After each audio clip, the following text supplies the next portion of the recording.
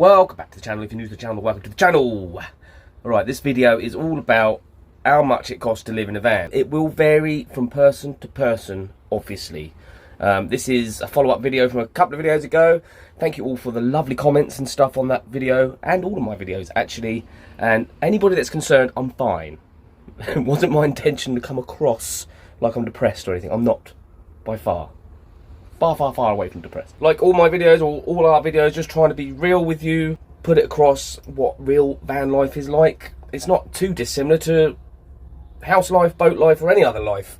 It's just life. So hopefully this will help you out if you're thinking of doing van life and want to know how much it roughly costs. Roughly, it is rough, and it'll also help me out actually, so to know what we're actually spending. So here goes. Number one, running the van. I mean, it's got to have MOT, it's got to have insurance, it's got to have tax, and fuel and stuff like that. So luckily for me, because I'm old-ish, my insurance is really cheap. It's less than £300 a year. I think it's about £240 a year. So that's pretty good, and that insures me and Tracy on it. MOTs are MOTs. They can be 50 quid and have no work done, or you could end up spending thousands.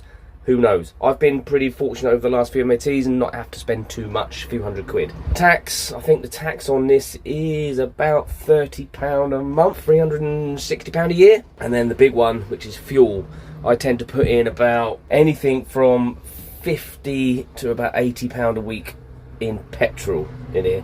So if we go the lower end, £50 a week, so let's say £60 a week, over a month, that's £240.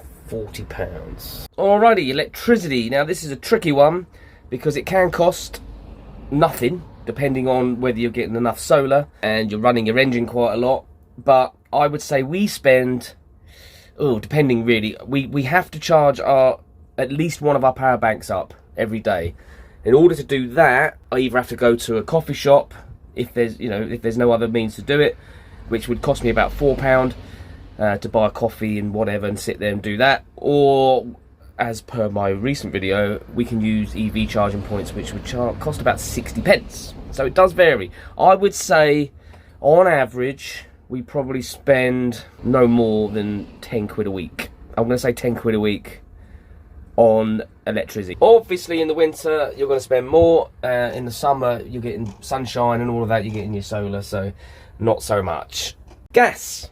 We don't have any gas in this van apart from this, which is our little cooking stove, which we use for all our gas needs, I suppose. And we buy canisters for these, and we get through about 4 a week, I think. And in Home Bargains, they're less than a £5. So for an average, I would say no more than £20 a month for gas. And that brings us on to water. Now we use spotless water for our showering water, washing up water and stuff like that. There are ways of getting water free. We choose to do spotless water just because it's easy and it's not very expensive. I probably don't spend any more than £5 a week on getting water for our washing up and for our shower. Drinking water comes under the food budget, which is next.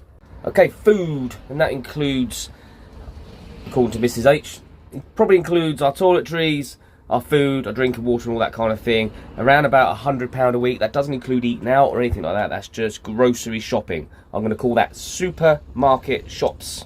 And then of course we've got our heating and our hot water. We use our diesel heater for both. We have a Bubble Van's air hybrid system, so that heats up our water and heats up the van as well. Obviously in the winter you're going to use a lot more than the summer because you've got your heating on a lot of the time.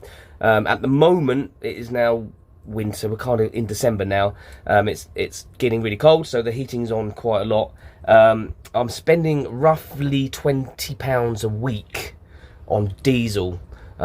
Usually have to fill it up twice, and it's a tenner each time I fill up the tank. So that's, in the winter months, we're looking at £20 a week. But in the summer, when we were just doing hot water, I only filled it up twice all summer. So it's a bit of a tricky one to work out. Summer, I would say, over like the 4 months, I only used like 20 quid for the whole 4 months just for our hot water.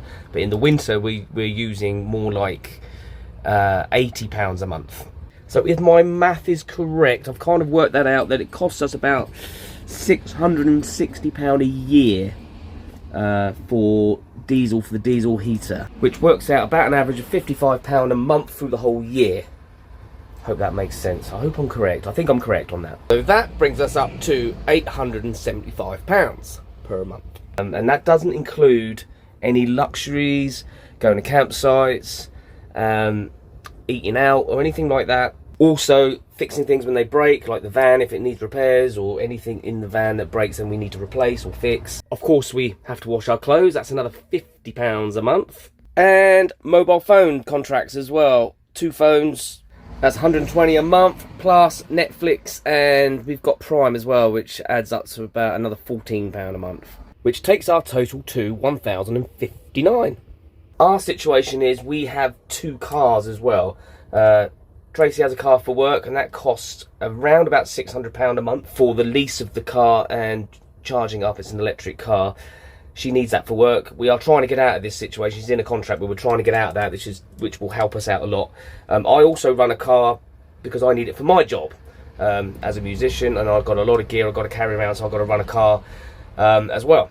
And that probably costs me around about £400 a month. Obviously, I've got tax, insurance, MOTs, fuel, and all that kind of thing in that as well. So we've got an extra £1,000 a month coming out of our budget just for those 2 things. So to conclude, obviously our situation isn't your situation, and your situation isn't the next person's situation. Obviously, if I compare that to when we lived in a house, the recent house we lived in, we were spending £1,350 a month just on rent.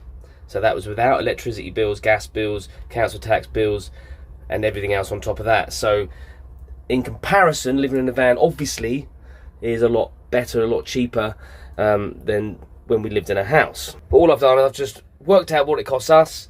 I'm looking at that now. I can look at that now and go, well, we can save. We know we can save on the cars. We've got to get rid of those 2 cars. Tracy's in a contract. It's going to cost £800 to get out of that contract. Then we've got to buy a smaller car, which is more economical to run, get rid of my car. So it's all like that. My car's a big car, so it's quite expensive to run. It's a 2.5 litre V6, which was good at the time, but it's not so good now. I would like to add like at least a couple of £100 a month on top of that for, you know, for emergencies or for breakages or things like that. I mean, I've got a nail in one of my tyres, which I need to sort out. That's going to cost me X amount of money, so I've got no spare tyre at the moment. The spare, you know, put the spare on. The one with the nail in is, you know, in the spare is the spare, so I don't have a spare. So that's something that needs sorting out, and there's loads of little bits and bobs that need sorting out in the van, money to spend. My exhaust is blowing, so I need to get a new exhaust, things like that. So I would like to add a couple of £100 on there. I think as well, if you're single doing it, then it might be cheaper because you're probably not spending as much on food and things like that. Maybe consider if you've got a pet. We used to have a dog, so that would have cost money, but obviously we've saved money now, bless her. She's in doggy heaven. If you're in a van, if that's realistic or not, I'm not sure we could get it down much, to be fair. Anyway, don't forget to like, comment, subscribe, and all that good stuff. Hope this video was helpful. God bless you, and see you in the next one.